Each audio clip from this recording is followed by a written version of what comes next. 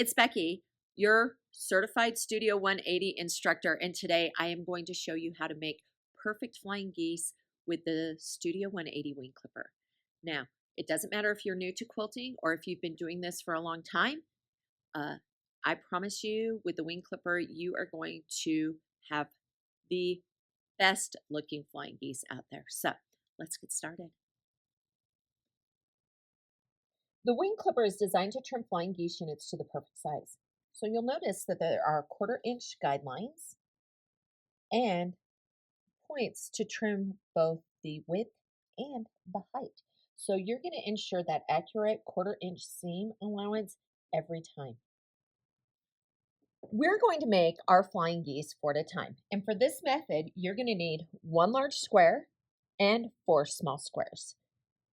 Check your pattern or your instructions for the precise cutting chart. Now, full disclosure, your wing clipper has a cutting chart inside, and the original instructions tell you to nudge. Well, Deb, she has evolved and gotten better, and she also has instructions for no nudge flying geese, where you cut your units just a little bit larger. Now, me personally, I use the no nudge flying geese method because my nudge is a little bit different than my mom's nudge or any of my customers' nudge. So this is a way that works really well for me. Now, do you have a little more waste? Yep, but I will tell you, a little extra fabric going into our fabric spaghetti garbage is a lot better than the time and effort and stress of trying to make things perfect. My first step in constructing my flying geese is to mark my small squares. And the way that I'm going to do this is I'm actually going to take my large square, place my 2 smaller squares right sides together, where one of my squares is actually overlapping a little bit here. And that's okay. I'm going to use my quilter's magic wand. I'm going to line up that etched line from corner to corner, and then I'm going to draw 2 lines on either side using a pen or a marking tool that's erasable. In this case, I'm using a friction pen. I am then going to take this to my sewing machine, and I'm going to go stitch directly on those lines. Now, remember, I use the no nudge method, so my squares, because of the size that I cut them, are lined up flush with the edge of the fabric. Next, I'm going to go ahead and cut right in between those lines.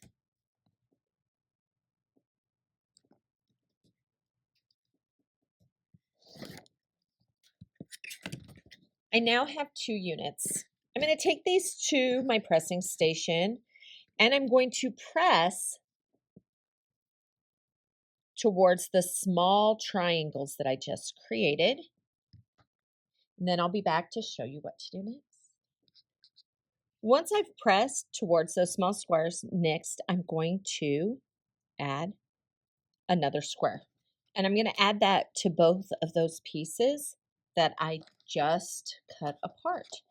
I'm going to take my quilter's magic wand, and I am going to draw my stitch lines.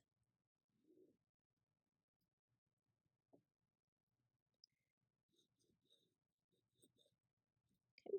I'm going to take those to the sewing machine and stitch directly on those lines. Next, I'm going to go ahead and cut right between those 2 stitch lines.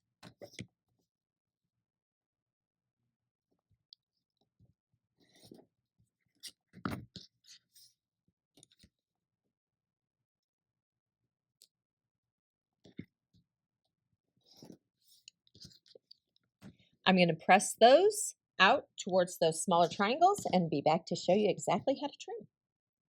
Now it's time to trim up our flying geese. This is where the tool comes in really handy.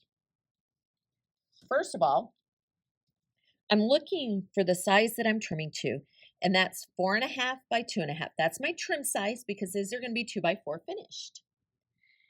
And I'm going to run right along that 2.5. And if you notice, there's an X right above it, right here. And I'm looking for the point that runs along my common diagonal and my measured diagonal. And that's going to go right there into the beak of my goose. Notice my common diagonal and my measured diagonal intersect right there at that point. This line here gives me a 1/4 inch away from that point, so I'm not losing my point. I'm going to trim up one side and across the top.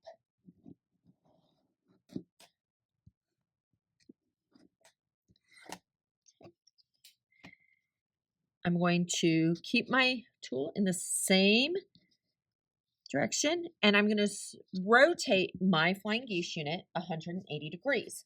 The next thing I do is I call this, put it in the box.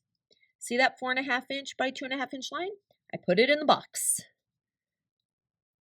And when I put it in the box, something magical happens.